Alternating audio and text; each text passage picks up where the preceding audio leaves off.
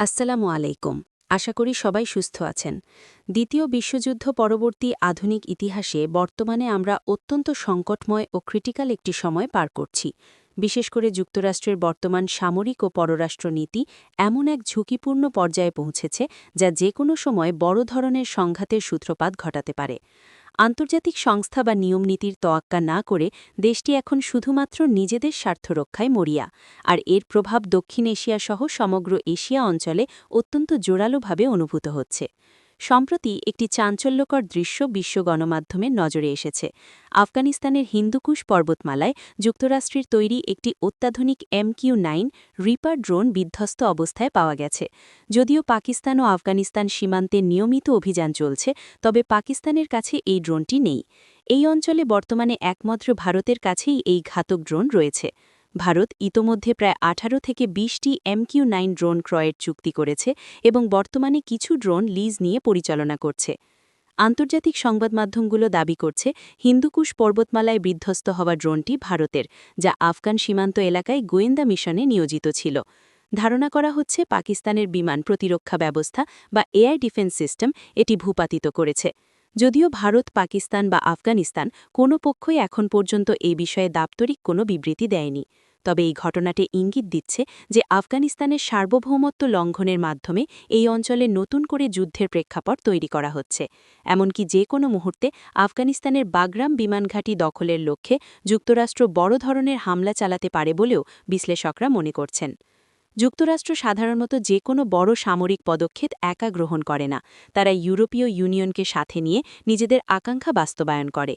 Ukraine যুদ্ধে রাশিয়াকে মোকাবিলায় ইউরোপকে পাশে পেলেও ইরানের ইস্যুতে তারা এতদিন ইউরোপীয় মিত্রদের সরাসরি সামরিক সহায়তা পায়নি।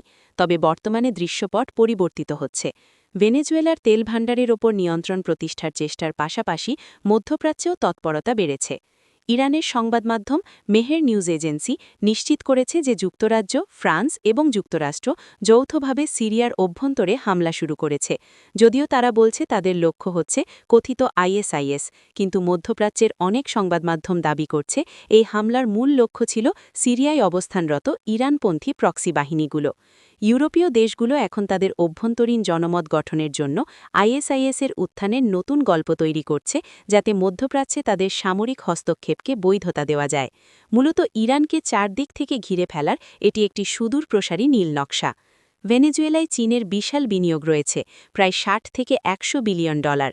ভেনেজুয়েলার তেল ক্ষেত্রগুলোতে চীনের একচ্ছত্র নিয়ন্ত্রণ রয়েছে। ধারণা করা হচ্ছে যুক্তরাষ্ট্র ভেনেজুয়েলায় অস্থিরতা তৈরির মাধ্যমে চীনকে ব্যস্ত রাখতে চায়, যাতে মধ্যপ্রাচ্যে ইরানকে এককভাবে চাপে ফেলা যায়। এমন সংকটময় মুহূর্তে রাশিয়ার ভূমিকাও বদলে গেছে। রাশিয়া অত্যন্ত দ্রুততার সাথে ইরানের পেন্ডিং থাকা অস্ত্রগুলো ডেলিভারি দিতে শুরু করেছে। গত 48 ঘণ্টার মধ্যে রাশিয়ার বিশাল সামরিক কার্গো বিমান IL-76 অন্তত 5 বার তেহরানে অবতরণ করেছে। মজার ব্যাপার হল, আন্তর্জাতিক নিষেধাজ্ঞা এড়াতে এর আগে রুশ বিমানগুলো দীর্ঘ পথ ঘুরে দক্ষিণ আফ্রিকা হয়ে ইরানে আসত, কিন্তু এবার মস্কো থেকে সরাসরি তেহরানে অবতরণ করছে। এর থেকে বোঝা যায় হাতে সময় খুব কম এবং পরিস্থিতি অত্যন্ত জরুরি।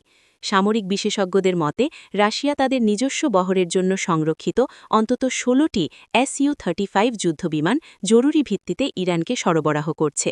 এছাড়া S-400 বিমান প্রতিরক্ষা ব্যবস্থার অতিরিক্ত ইউনিটগুলো এই কার্গো বহরে থাকতে পারে বলে ধারণা করা হচ্ছে।